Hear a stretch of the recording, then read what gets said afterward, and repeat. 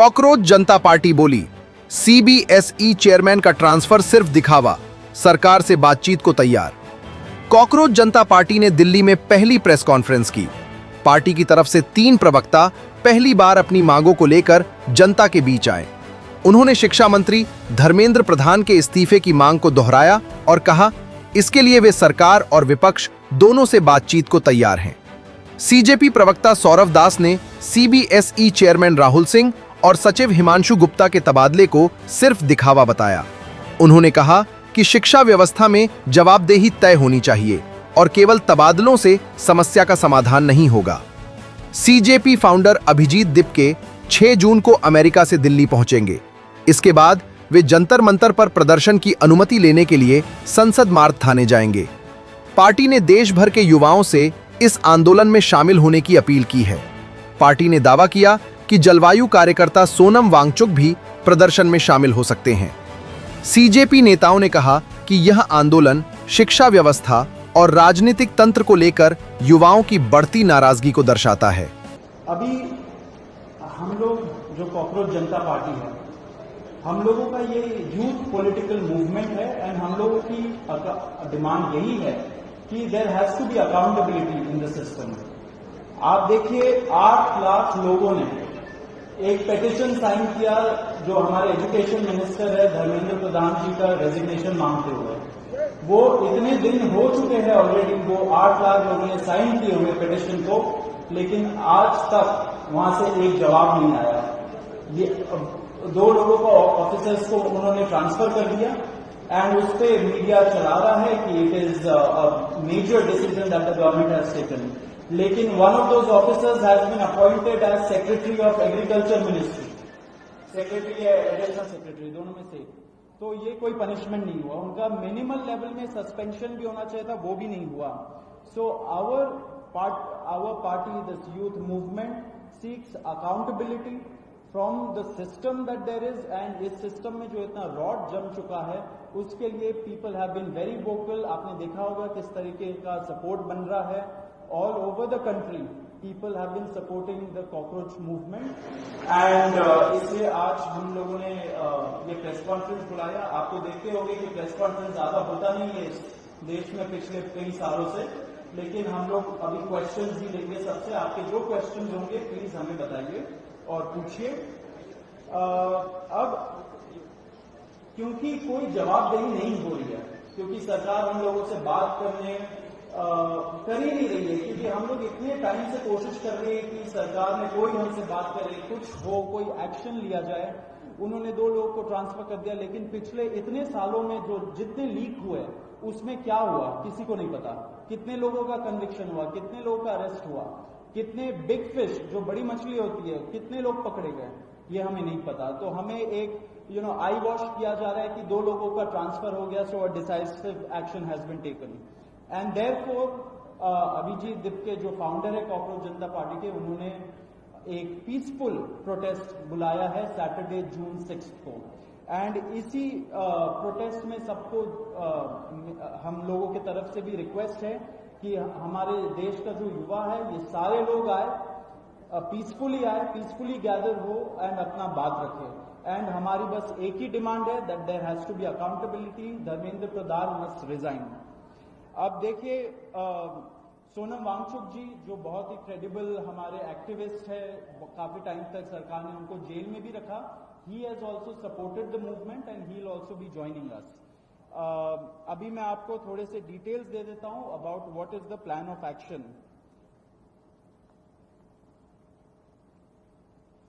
तो अभिजीत दिपके जी 6 जून को आएंगे सुबह 8 बजे। वो लैंड करेंगे दिल्ली में एयरपोर्ट में। वहां पे ही has called upon his supporters to come to the airport and उनको रिसीव करें एंड साथ में वहां से जितने लोग होंगे वांगचुक जी के साथ सब पार्लियामेंट स्ट्रीट पुलिस स्टेशन जाएंगे। वहां पे पुलिस के पास जाके we will ask for permission to protest at Jantar Mantar. Jantar Mantar एक डेजिग्नेटेड प्रोटेस्ट साइट है एंड हम लोग वहां पे जाना चाह रहे हैं, तो all of us will be going there. सारे प्रोटेस्टर्स का स्वागत है, हर पार्टी से लोग आए, रूलिंग पार्टी हो या ऑपोजिशन पार्टीज हो, सारे लोग आए, अपने बैनर के बगैर आए। because this is an issue of the youth, and youth constitutes the biggest majority in this country. So we invite everybody from all political shades to come and be part of this movement. Mandawali में दर्दनाक हादसा, park में भरे पानी में डूबने से 13 वर्षीय बच्चे की मौत।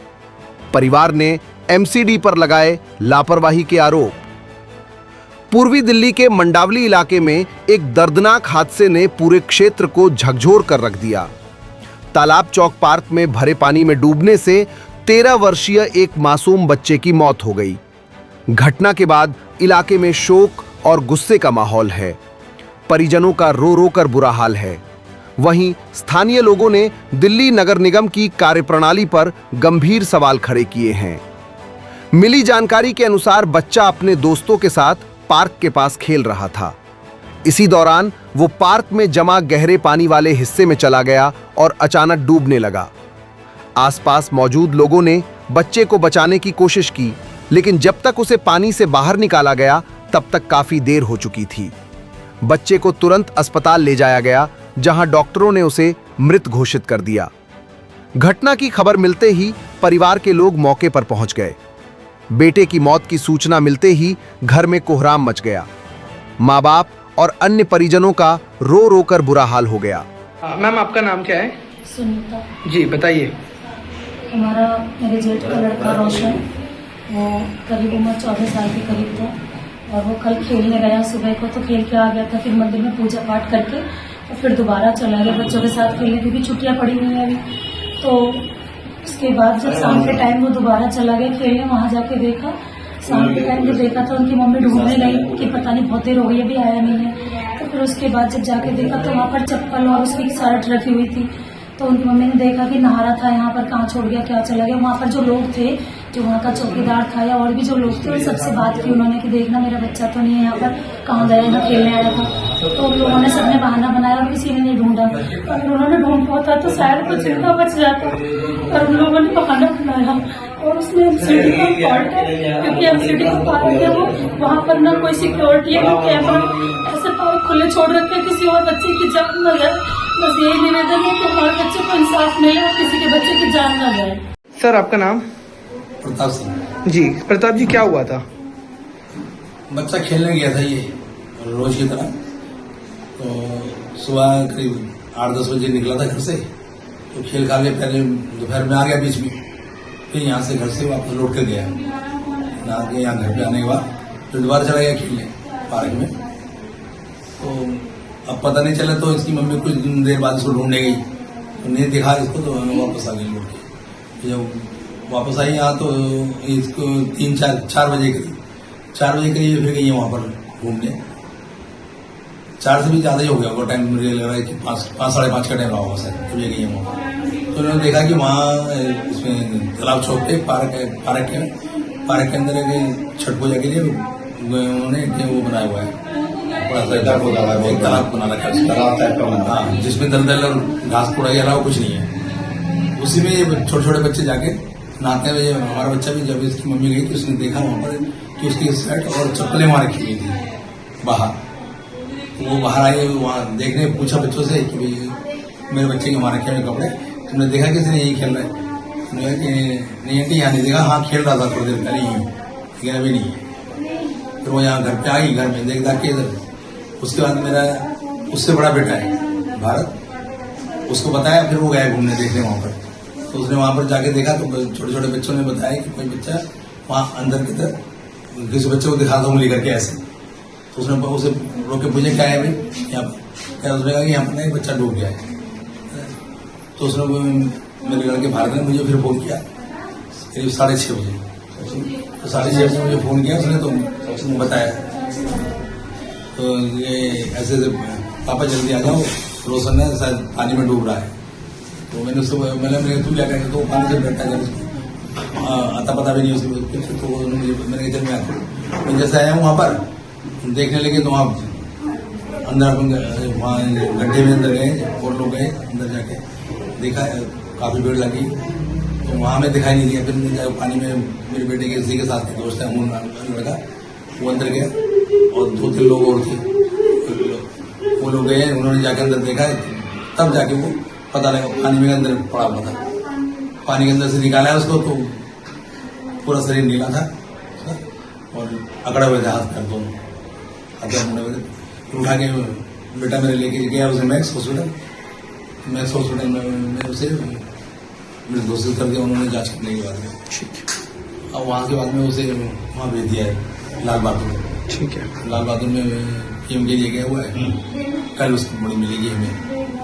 बस मैं आपके चैनल के द्वारा कहना चाहूंगा कि जो मेरे साथ वो किसी को यहाँ इतनी लापरवाही है एमसीडी की, तार नीचे से काटे उन्होंने उसकी स्पोर्ट के लिए लगा रखा है कि गड्ढे में कोई न जाए, वहां से नीचे से छोटे छोटे बच्चे घुस जाते हैं। वो जाल भी ज्यादा ऊंचा नहीं है, कोई उस बच्चे में ऊपर से जा सकते हैं।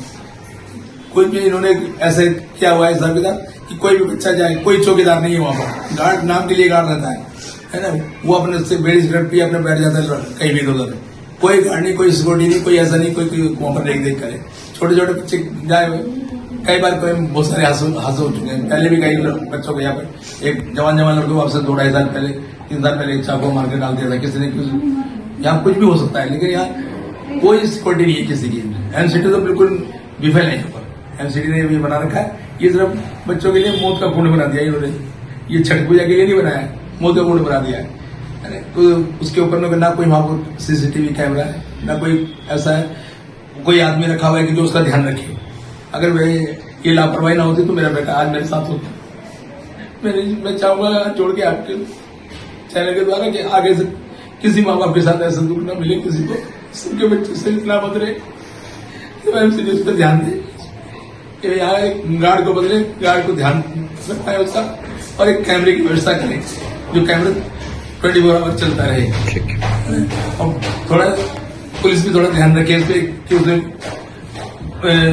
ब्रीफिंग कराती रहे, घूमते रहे उसमें। नोएडा में ऑनलाइन बेटिंग गिरोह का भंडाफोड़, रुपए दोगुने करने का झांसा देकर करोड़ों की ठगी, 4 आरोपी गिरफ्तार।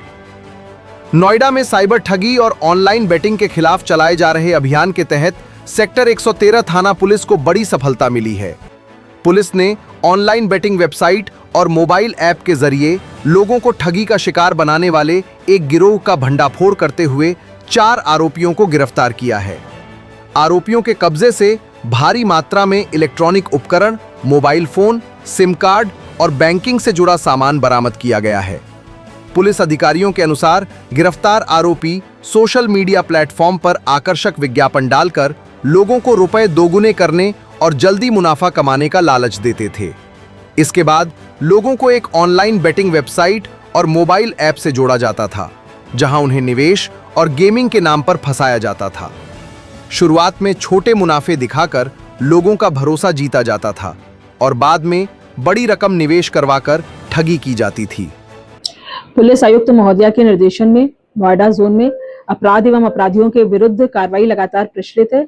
आज इसी क्रम में एसीपी 3 और एसएचओ 113 सोरखा चौकी इंचार्ज और उनकी टीम के द्वारा 4 व्यक्तियों को गिरफ्तार किया गया है, जो कि यहाँ पर विगत 4-5 महीने से रह करके ऑनलाइन बेटिंग ऐप जिसका नाम है वी बुक, उसको उस ऑनलाइन बेटिंग ऐप के माध्यम से लोगों के साथ धोखाधड़ी करके बेटिंग के नाम पर और इन्वेस्टमेंट के नाम पर करोड़ों रुपए एकत्रित कर रहे थे और उनके साथ धोखाधड़ी कर रहे थे। आज उन सभी 4 व्यक्तियों को गिरफ्तार किया गया है और उनके कब्जे से 3 laptop, 5 ATM card, 20 other SIM card और 26 मोबाइल फोन जो हैं वो बरामद हुए हैं। और जो एक कंपनी उन्होंने बना रखी थी, लक्ष्मी ट्रेडिंग कंपनी नाम से एक कंपनी संचालित करते थे और उसके बैंक अकाउंट के माध्यम से अभी जो जानकारी प्राप्त हुई है वो मई माह में लगभग 2.4 करोड़ रुपए का ट्रांजैक्शन उसके माध्यम से इन लोगों के द्वारा किया गया है। ये सभी वेस्ट गोदावरी जनपद आंध्र प्रदेश के रहने वाले थे और विगत 4-5 महीने से सोरखा चौकी क्षेत्र थाना 113 में रह करके बैटिंग ऐप का संचालन कर रहे थे। इनका जो मास्टरमाइंड है उसका नाम पवन नामक व्यक्ति है, जो कि वहीं आंध्र प्रदेश में रह करके मास्टरमाइंड की तरह रह करके और पूरा नेटवर्क जो है वो संचालित कर रहा था। आज इन सभी को गिरफ्तार करके माननीय न्यायालय में नियमानुसार प्रस्तुत किया जा रहा है। अन्य विवेचनात्मक कार्रवाई प्रचलित है। ब्यूरो रिपोर्ट, टीम तफ्तीश न्यूज़,